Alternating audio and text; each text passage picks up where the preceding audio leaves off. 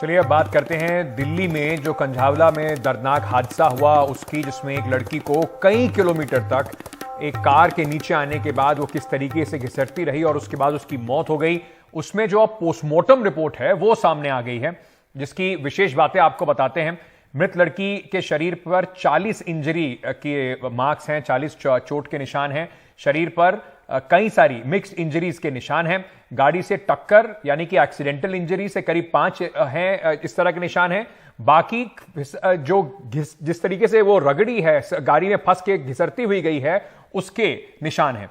मौत की वजह हेड, स्पाइन और लेफ्ट फीमर और दोनों लोअर लिम्स में इंजरी की वजह बताई गई है। उससे जो शॉक और हेमरेज हुआ है उससे इस लड़की की मौत हुई। ये सभी इंजरी कुल मिलाकर इकट्ठे होकर मौत की वजह बनी हो सकती है, या फिर जो हेड और स्पाइन में जो बोन्स हैं उसमें जो चोट लगी उससे भी मौत का कारण बताया जा सकता है। ये सभी इंजरी गाड़ी में टक्कर लगने के बाद ब्लंट फोर्स के इंपैक्ट और उसके बाद घिसटने से जो चोट लगी है उससे कारण बताया जा रहा है। मेरे सहयोगी मुकेश जो लगातार इस पूरी खबर को ट्रैक कर रहे हैं, एक एक जानकारी आप सबसे पहले यहां पर लेकर आ रहे हैं, एनडीटीवी पर हमारे साथ जुड़ रहे हैं। मुकेश, दो अहम बातें हुई हैं इस केस में। एक तो पोस्टमार्टम रिपोर्ट से यह बात बिल्कुल स्पष्ट हो गई है कि किसी तरीके का दुराचार नहीं हुआ था, कोई सेक्सुअल असॉल्ट की कोशिश नहीं थी, लेकिन जो इंजरीज हैं वो बिल्कुल डराने वाली इंजरीज हैं। देखिए, बिल्कुल पोस्टमार्टम रिपोर्ट से ये बात साफ हो गई थी कि कोई भी सेक्सुअल असॉल्ट नहीं हुआ है, लेकिन जो चोटें आई हैं, जैसा पीएम रिपोर्ट में है कि 50 के करीब चोटें हैं टोटल मिलाकर आप देखें। और अगर आप पूरा टाइम देखें तो सुल्तानपुरी से लेकर कंझावला तक जो आरोपी हैं वो अंजलि को गाड़ी में फंसाकर लगातार घूमते रहे, और जो उसका पिछला हिस्सा था जिसमें सर का हिस्सा था, बैकबोन थी, पीठ थी, इस यहाँ पर पूरे शरीर में मल्टीपल फ्रैक्चर आए हैं। तो बहुत ज़्यादा चोटें आई हैं, क्योंकि आप इतने ड्यूरेशन तक किसी को लेकर गाड़ी में नीचे घूमते रहे तो निश्चित तौर पर चोटें बहुत ज़्यादा हैं।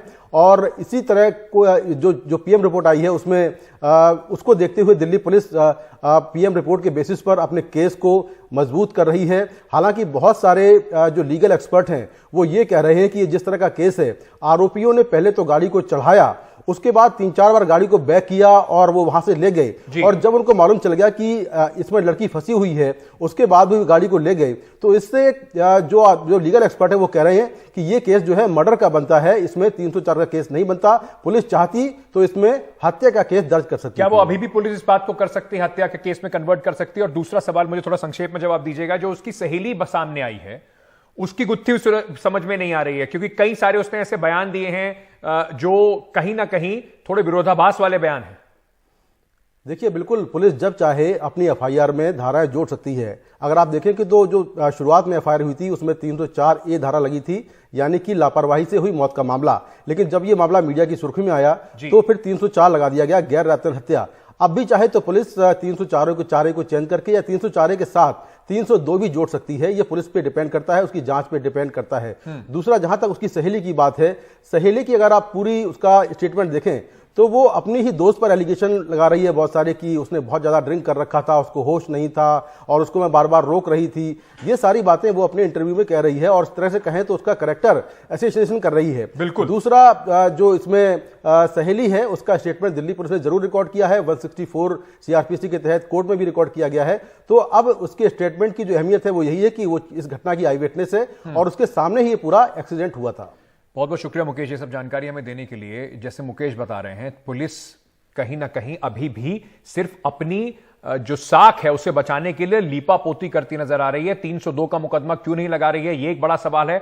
और जो सहेली के बारे में बात करी जा रही है, जिस तरीके से कैरेक्टर असैसिनेशन की बात की जा रही है, ये तो सबने दिखाया कि कौन से होटल में थे और क्या कर रहे थे और क्यों पी रहे थे। वो 5 लड़के किस होटल में गए, कहां पिया, क्या किया, उनके उस पर कोई सवाल नहीं।